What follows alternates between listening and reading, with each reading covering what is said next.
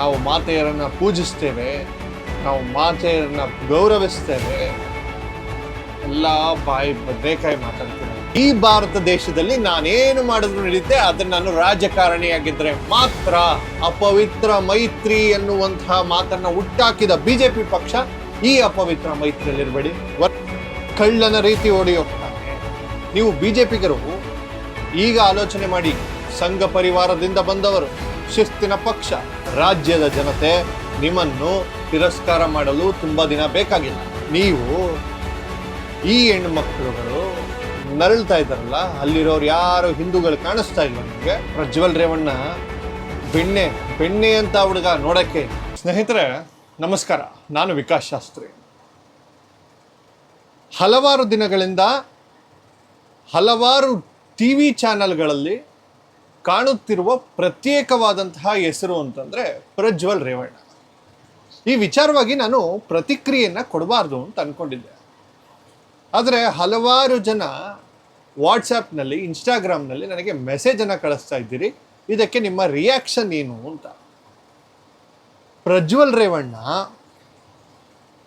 ಮಾಜಿ ಪ್ರಧಾನಮಂತ್ರಿಯಾದಂತಹ ದೇವೇಗೌಡರ ಕುಡಿ, ಮುಂದಿನ JDS ಜವಾಬ್ದಾರಿ ವಹಿಸಿಕೊಳ್ಳುವಂತಹ ಪರಿಸ್ಥಿತಿಯಲ್ಲಿರುವಂತಹ ಒಬ್ಬ ವ್ಯಕ್ತಿ. ಆ ವ್ಯಕ್ತಿಯದ್ದು ಒಂದು ಸ್ಕ್ಯಾಂಡಲ್ ರಿಲೀಸ್ ಆಗುತ್ತೆ. ಸುಮಾರು 2973 ವಿಡಿಯೋಗಳು ಲೀಕ್ ಆಗುತ್ತೆ. Leak in the sense social ಮೀಡಿಯಾಗಳಲ್ಲಿ ಆಗಾಗ ಒಂದಷ್ಟು ವಿಡಿಯೋಗಳು ವೈರಲ್ ಆಗ್ತಾ ಇತ್ತು. ಆದರೆ ಆ ವೈರಲ್ ಆದ ನಂತರವೇ ಪ್ರಜ್ವಲ್ ರೇವಣ್ಣ ಜರ್ಮನಿಯತ್ತ ಓಡಿ ಹೋಗ್ತಾನೆ, ಕಳ್ಳನ ರೀತಿ ಓಡಿ ಹೋಗ್ತಾನೆ. ಇದೆಲ್ಲವನ್ನು ಮನರಂದು ಮಾಡಿಕೊಂಡಂತಹ ರಾಜ್ಯ ಸರ್ಕಾರ SIT ತನಿಖೆಯನ್ನು ಮಾಡುತ್ತೆ. ಮಾನ್ಯ ಸಿದ್ದರಾಮಯ್ಯನವರು 27ನೇ ತಾರೀಕು ಎಲೆಕ್ಷನ್ ಆದ ಮರುದಿನವೇ ರಾತ್ರಿಯಷ್ಟರಲ್ಲಿ SITಗೆ ಒಂದು ಆದೇಶವನ್ನು ಕೊಡ್ತಾರೆ. ಈ ಒಂದು ತನಿಖೆಯಾಗಬೇಕು, ಈ ಒಂದು ಸ್ಕ್ಯಾಂಡಲ್ ಯಾರು ರಿಲೀಸ್ ಮಾಡಿದ್ದಾರೆ ಅವರಿಗೂ ಶಿಕ್ಷೆ ಆಗಬೇಕು. ಯಾರು ಈ ವಿಡಿಯೋದಲ್ಲಿ ಇರುವುದು ಪ್ರಜ್ವಲ್ ರೇವಣ್ಣನೋ ಇಲ್ವೋ ಅನ್ನುವಂತಹ ಒಂದಷ್ಟು ಅನುಮಾನಗಳು ಕೂಡ ಈಗಲೂ ವ್ಯಕ್ತವಾಗಿದೆ. ಆದರೆ ಬಹುತೇಕ ಖಚಿತ ಅಂತ ಕೂಡ ಹೇಳಲಾಗ್ತದೆ ಅದು ಪ್ರಜ್ವಲ್ ರೇವಣ್ಣನೇ ಅಂತ. ಯಾಕೆ ಅಂತ ಹೇಳ್ತೀನಿ ಕೇಳಿ.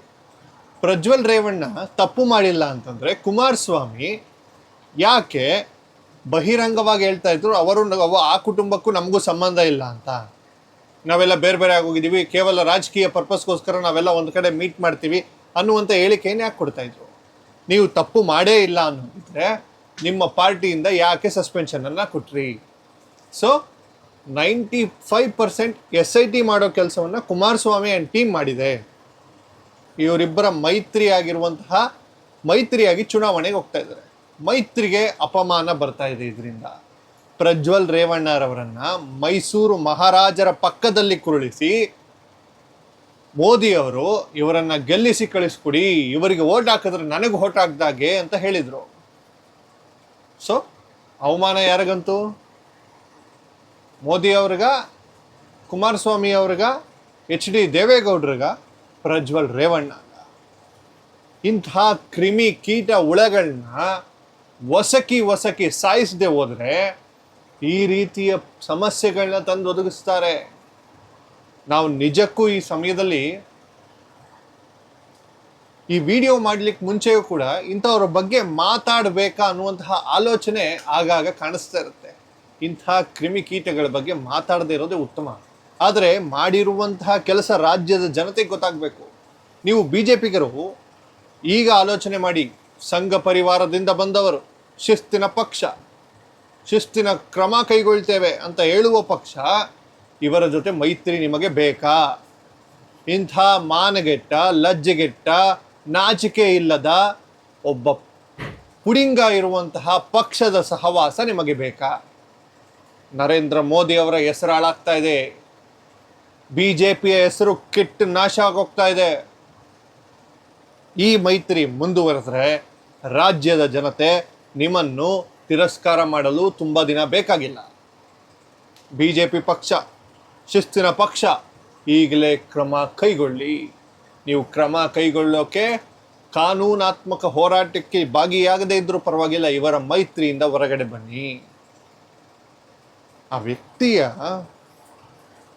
ಚರೆಯನ್ನು ನೋಡ್ಕೊ ಬಂದ್ರೆ ನಮ್ಗೆ ಅರ್ಥ ಆಗುತ್ತೆ ಅವನು ಎಂಥ ಕಿತ್ತೋದ ಲೋಫರ್, ಅವನು ಲುಫಂಗ ಅಂತ ಗೊತ್ತಾಗುತ್ತೆ. ಇಂಥವ್ರ ಬಗ್ಗೆ ಮಾತಾಡ್ಲಿಕ್ಕೂ ಅಸಹ್ಯ ಆಗುತ್ತೆ. 2973 ವಿಡಿಯೋಗಳನ್ನ ರೆಕಾರ್ಡ್ ಮಾಡಿ ತನ್ನ ಮೊಬೈಲ್ನಲ್ಲಿ ಇಟ್ಕೋತಾನೆ ಅಂತಂದ್ರೆ ಅವನೆಂಥ ಕೆಲಸಕ್ಕೆ ಬಾರದ ನಾಯಿ ಇರಬೇಕು, ನಾವೆಲ್ಲರೂ ಯೋಚನೆ ಮಾಡಬೇಕಾಗಿದೆ. ಕೈಯಲ್ಲಿ ಕಿಸೆಲಾರ್ದವನು ಏನೇನೋ ಮಾಡಿದ್ನಂತೆ ಅಂತಾರಲ್ಲ, ಆ ರೀತಿಯ ಪರಿಸ್ಥಿತಿಗೆ ಪ್ರಜ್ವಲ್ ರೇವಣ್ಣ ಆ ಪಕ್ಷವನ್ನು ತಂದಿಟ್ಟಿದ್ದಾರೆ. ರಾಜ್ಯದಲ್ಲಿ 19 ಸೀಟ್ ಇತ್ತು ವಿಧಾನಸಭೆಯಲ್ಲಿ. ಅಂಥ ಪಕ್ಷದ ಮೈತ್ರಿ BJPಗೆ ಅವಶ್ಯಕತೆ ಏನಿತ್ತು? ಒಕ್ಕಲಿಗರ ಮತ ಬೆಲ್ಟನ್ನು ತೆಗೆದುಕೊಬರ್ಬೋದು ಅಂತಂದ್ರೆ ಇವತ್ತು ಎಷ್ಟೋ ಒಕ್ಕಲಿಗರು, ಆ ಹೆಣ್ಣು ಮಕ್ಕಳಲ್ಲಿ ಎಷ್ಟು ಹೆಣ್ಣು ಮಕ್ಕಳು ಒಕ್ಕಲಿಗರಿದ್ರು, ಅವರೆಲ್ಲ ಏನೇನಂತ ಶಾಪ ಆಗ್ತಿರ್ಬೋದು. ಇನ್ನೊಂದು, BJPಯ ಪ್ರಖರ ಹಿಂದುತ್ವಕ್ಕೆ ನನ್ನ ಪ್ರಶ್ನೆ.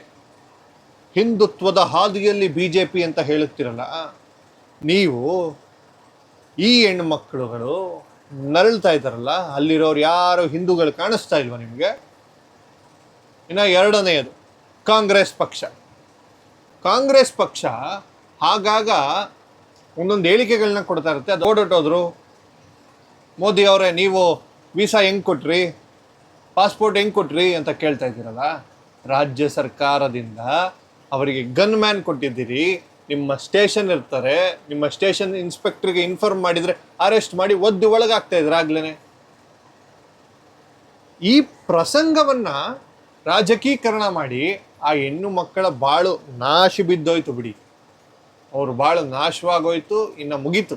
ಆ ಹೆಣ್ಮಕ್ಳ ಜೀವನ ದೇವರೇ ಕಾಪಾಡಬೇಕು. ನಿಮ್ಮ ರಾಜಕೀಯ ತೆವಲಿಗೆ ಆ ವಿಡಿಯೋ ವೈರಲ್ ಮಾಡಿ ಇವತ್ತು ದೊಡ್ಡ ದೊಡ್ಡ ಪಟಿಂಗ್ರ ಥರ, ಸಾಚಗಳ ಥರ ಮಾತಾಡ್ತೀರಿ ನೀವೆಲ್ಲರೂ ಇಲ್ಲಿ. ಇದು ಕಾಂಗ್ರೆಸ್ಸು, JDS, BJP ಅಂತಲ್ಲ. ಹೆಣ್ಣಿಗೆ ಗೌರವ ಕೊಡದ ಪಕ್ಷ ಯಾವ ಪಕ್ಷವೇ ಆದರೂ ಆ ಪಕ್ಷವನ್ನು ತಿರಸ್ಕಾರ ಮಾಡಬೇಕು. ಮಾತೆ ಪೂಜಕ, ನಾವು ಮಾತೆಯರನ್ನು ಪೂಜಿಸ್ತೇವೆ, ನಾವು ಮಾತೆಯರನ್ನ ಗೌರವಿಸ್ತೇವೆ. ಎಲ್ಲ ಬಾಯಿ ಬದನೇಕಾಯಿ ಮಾತಾಡ್ತಿರಲ್ರಿ. ಇವತ್ತು ಯಾರೀ ಜವಾಬ್ದಾರಿ? ಪ್ರಜ್ವಲ್ ರೇವಣ್ಣ ಬೆಣ್ಣೆ ಅಂತ ಹುಡುಗ ನೋಡೋಕ್ಕೆ, ಅವನ ಮಖ ಮುಟ್ಬಿಟ್ರೆ ಕರೆ ಆಗಿಬಿಡುತ್ತೇನೋ ಅಂತ ಅನಿಸುತ್ತೆ. ಅಷ್ಟು ಚೆನ್ನಾಗಿದ್ದಾನೆ ಹುಡುಗ. ಮಾಡಿರೋ ಕೆಲಸ ನನ್ನ ಬಾಯಿಗೆ ಬೇರೆ ಬೇರೆ ಪದಗಳು ಬರ್ತಾ ಇವೆ. ಫ್ಯಾಮಿಲಿಯವರೆಲ್ಲ ಈ ವಿಡಿಯೋಗಳು ನೋಡ್ತಾರೆ ಅಂತ ಹೇಳ್ಬಿಟ್ಟು ಸೈಲೆಂಟ್ ಆಗಿದೆ. ನಿಜವಾಗಿಯೂ ಹೇಳ್ತೀನಿ, ಇಂಥ ಕ್ರಿಮಿ ಕೀಟಗಳಿಗೆ ರಾಜಿಯಾಗದೆ ಶಿಕ್ಷೆಯನ್ನು ಒದಗಿಸಿ. ಈ ವ್ಯಕ್ತಿ ಜರ್ಮನಿಗೆ ಹೋಗಿದ್ದು ರಾಜತಾಂತ್ರಿಕ ವೀಸಾ ಅಂತ ಕೊಡ್ತಾರೆ. ರಿಪಬ್ಲಿಕ್ ಆಫ್ ಇಂಡಿಯಾದಲ್ಲಿ ಪೊಲಿಟಿಷಿಯನ್ಸ್ ಅಲ್ಲಿ ಸಿಕ್ಕೊಳ್ಳುವ ನಾಟಕಗಾರರಿಗೆ ಗೌರ್ಮೆಂಟ್ ಕೊಡುವ ಒಂದು ವೀಸಾ. ಆ ವೀಸಾ ಇಟ್ಕೊಂಡವರು ಯಾವುದೇ ದೇಶಕ್ಕೆ ಬೇಕಾದರೂ ವಿತೌಟ್ ಪರ್ಮಿಷನ್, ಇಂಟರ್ವ್ಯೂ, ಏನೂ ಪ್ರೊಸೀಜರ್ ಇರೋದಿಲ್ಲ, ಅವ್ರು ಯಾವ ದೇಶಕ್ಕೆ ಬೇಕಾದರೂ ಹೋಗಬಹುದು. ಇಂಥ ವೀಸಾಗಳನ್ನ ಮೊದಲು ಬ್ಯಾನ್ ಮಾಡಬೇಕು. ಇವ್ರೇನು ದೊಡ್ಡ ಕಡ್ದು ಕಟ್ಟೆ ಹಾಕೋದು ಏನೂ ಇಲ್ಲ. ಈ ಥರ ಹಲ್ಕ ಕೆಲಸ ಮಾಡ್ಕೊಂಡಾಗೆಲ್ಲ ಬೇರೆ ದೇಶಕ್ಕೆ ಕೊಡೋಕೆ ಕೂತ್ಕೋತಾರೆ. ದಯಮಾಡಿ ಸರ್ಕಾರ, ನ್ಯಾಯಾಂಗ ವ್ಯವಸ್ಥೆ ಎಲ್ಲವೂ ಸೇರಿ ಈ ವ್ಯಕ್ತಿಗೆ ತಕ್ಕ ಶಾಸ್ತಿಯನ್ನು ಮಾಡಿ ಅವನನ್ನು ಕಾನೂನಿನ ರೀತಿ ಸರಿಯಾದ ಶಿಕ್ಷೆಯನ್ನು ಒದಗಿಸುವ ಕೆಲಸವನ್ನು ನೀವೆಲ್ಲರೂ ಮಾಡಿದ್ರೆ ಅದೊಂದು ದೊಡ್ಡ ಪುಣ್ಯವಾದಂತಹ ಕೆಲಸ. ನೀವೆಲ್ಲ ಸರ್ಕಾರದವರು ನ್ಯಾಯಾಂಗ ವ್ಯವಸ್ಥೆ ಮಾಡೋದು. ನ್ಯಾಯಾಂಗ ವ್ಯವಸ್ಥೆ ಮೇಲೆ ನಂಬಿಕೆ ಇದೆ ಜನರಿಗೆ, ಉಳಿಸ್ಕೊಳ್ಳಿ, ಅದನ್ನು ಕಳ್ಕೊಬೇಡಿ. ನ್ಯಾಯಾಂಗ ವ್ಯವಸ್ಥೆಯೂ ಹಂಗೆ ಅಂತಂದರೆ ಇನ್ನು ನಮ್ಮಂಥ ಸಾಮಾನ್ಯ ಜನರು ನಮ್ಗೆ ಯಾಕೆ ಬಿಡು, ನಾವು ಯಾವ್ದಾರ ಒಂದು ಪಕ್ಷಕ್ಕೆ ಸೇರ್ಕೊಳ್ಳೋಣ, ಪಕ್ಷಕ್ಕೆ ಜೈ ಅನ್ನೋಣ, ಹೆಂಗೋ ಇವ್ರಿಗೆ ಬಕೆಟ್ ಹಿಡಿದ್ರೆ ನಮಗೂ ಒಂದು ಸೀಟೋ ಏನೋ ಒಂದು ಮಾಡ್ತಾರೆ.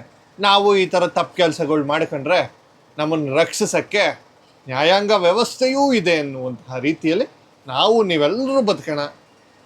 ಈ ಕ್ರಿಮಿಗಳಿಗೆ ಶಿಕ್ಷೆಯಾಗದಲ್ಲಿ ನಾವು ನೀವೆಲ್ಲರೂ ಅನ್ಕೋಬೇಕು, ಈ ಭಾರತ ದೇಶದಲ್ಲಿ ನಾನೇನು ಮಾಡಿದ್ರು ನಡೆಯುತ್ತೆ, ಅದನ್ನು ನಾನು ರಾಜಕಾರಣಿಯಾಗಿದ್ದರೆ ಮಾತ್ರ ಅನ್ನುವ ಒಂದು ಆಲೋಚನೆಗೆ ನಾವೆಲ್ಲರೂ ಬರೋಣ. We stand with that victim girls, arrest Prajwal Revanna. ಆ ವ್ಯಕ್ತಿಯನ್ನು ಅರೆಸ್ಟ್ ಮಾಡುವ ತನಕ, ಶಿಕ್ಷೆಯಾಗುವ ತನಕ ನಿಮ್ಮೆಲ್ಲರ ಹೋರಾಟ ಜೋರಾಗಿರಲಿ.